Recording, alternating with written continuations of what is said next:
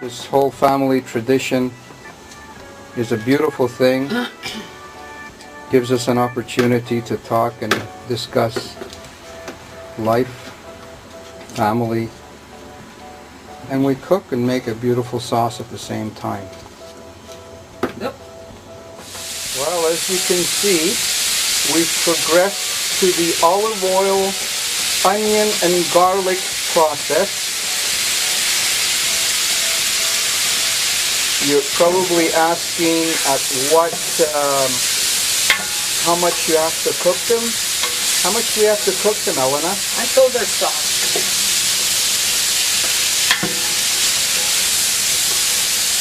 Now they're about ready. You can add the tomatoes.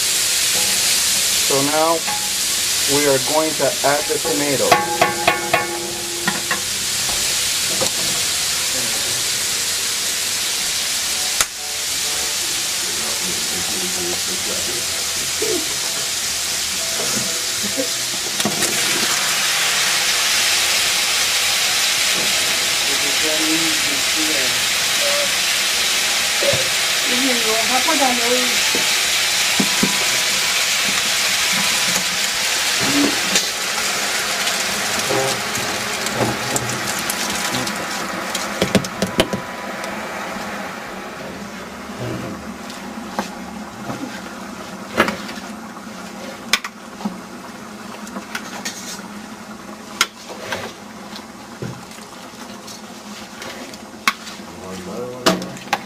Wait till they soften a little bit and then you can mix them. You mix it because you don't want it to burn at the bottom, right? Yes. And you don't want to burn the onions at the bottom. Oh, so you're trying to bring everything up at the same time.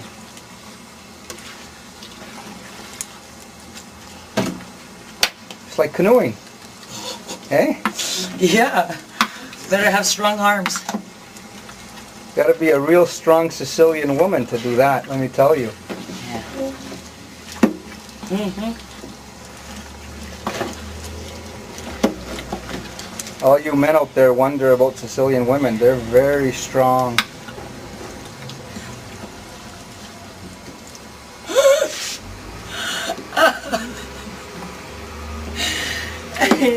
Should I Now we're at the step of passing the boiled pulp into this machine so that we basically make it into a liquid form.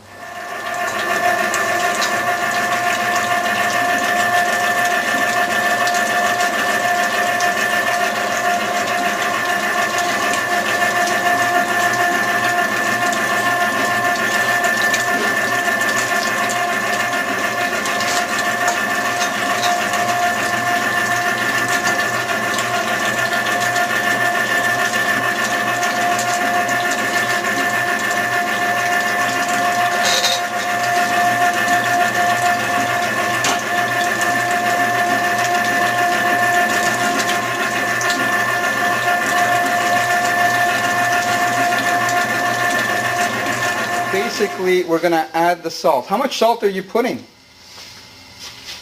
It's a lot. A look means by the eye, but I've counted 3 palms of salt. There's approximately 65 liters of sauce in there, so make your own calculations. So 3 handfuls of salt for 60 liters of sauce. What did you say? You taste later and adjust your salt accordingly. Very good. Now what's next? What's coming next? Now we'll put some oregano. Oregano. Does it specifically have to be fresh, or you're using dry, right? Dry. Okay, hold on now. 1 palm? About 2 palm? 2 palm to 60 liters of sauce. 2 palm. Very good. What's next? Some garlic powder. Garlic powder.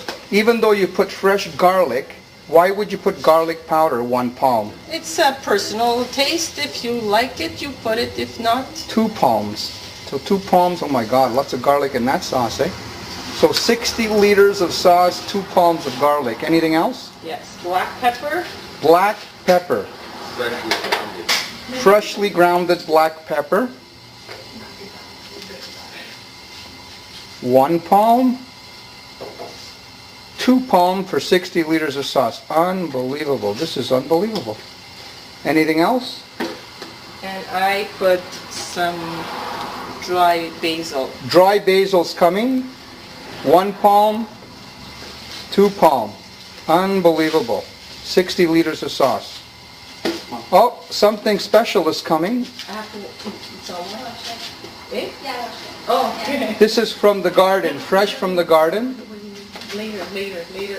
No, I'm gonna You're basically spreading it around, as I can see. stir it. Stirring it.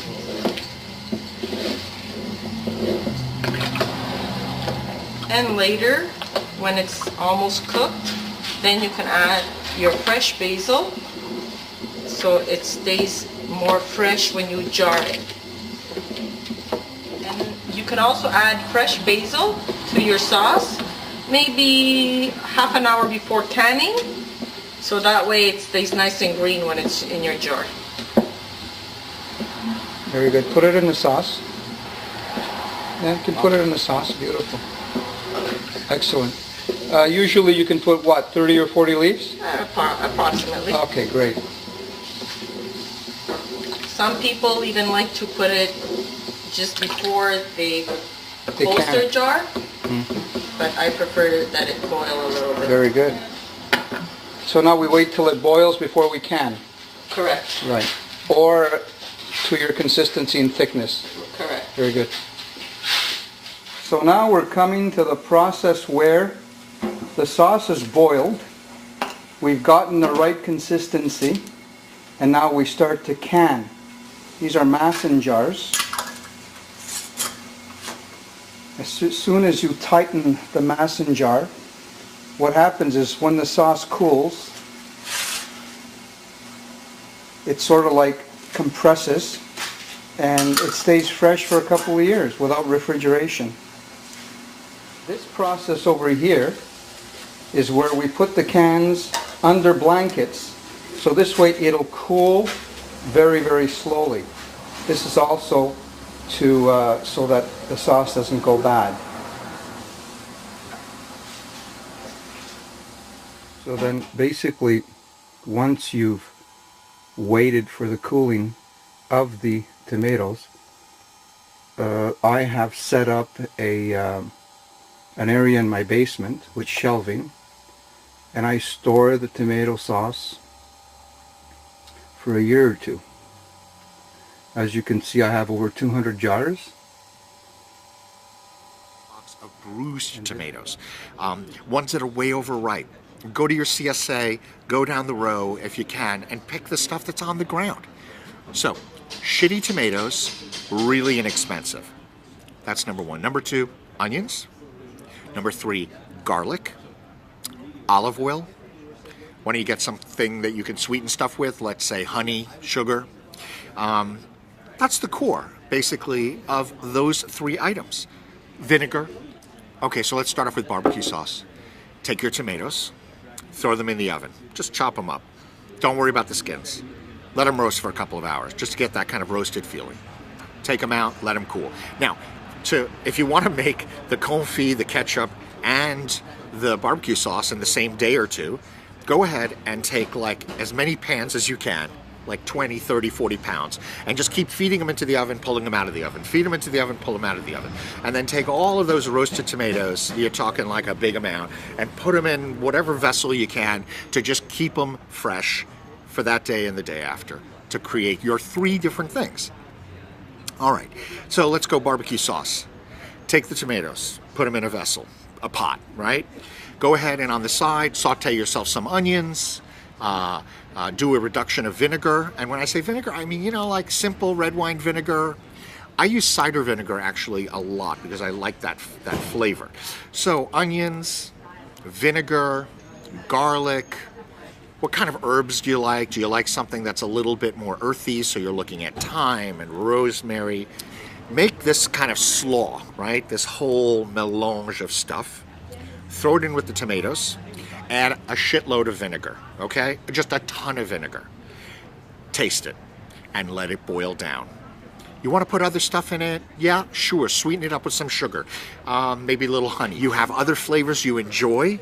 Put them in, for goodness sake. In my barbecue sauce, I throw peach jam, okay, as it's cooking. So I get that little, and I don't use as much sugar. So I end up with that really kind of fruity, peachy flavor. You like to spice it up? Go ahead, throw Tabasco sauce in, throw some fresh peppers in. It really doesn't matter. The vinegar and the tomatoes is what gets you that barbecue-ish flavor. That's it. I mean, that's how you make frickin' barbecue sauce. You want to make ketchup? Well, you really pretty much can do the exact same thing with less vinegar and a little sweeter. I swear to you. And reduce it more, and you got more of kind of a ketchup-y type of texture. If you want to have it super, super, super smooth, put it in a blender. If you just want to have it a little bit more kind of chunky smooth, put it in a Cuisinart and pulse it. So simple. Really the exact same process. It's vinegar that's the big difference. So, tomato confit. Couldn't be more simple. You basically take jars like this. Let's say you fill that up 3/4 of the way with tomato. Not any of the drained liquid on the bottom. So just the hunks of tomato. You fill it up. You put a little garlic in. Whole cloves is wonderful. Any of the herbs you would like. Traditionally, rosemary, thyme, those kind of really earthy Provençal herbs. And then fill it up with olive oil. Nice, basic quality olive oil. Done. You just put the lid on that baby, put it in the back of your refrigerator. It'll stay forever. That's how you make tomato confit. So, anyway, 3 simple things to make with basically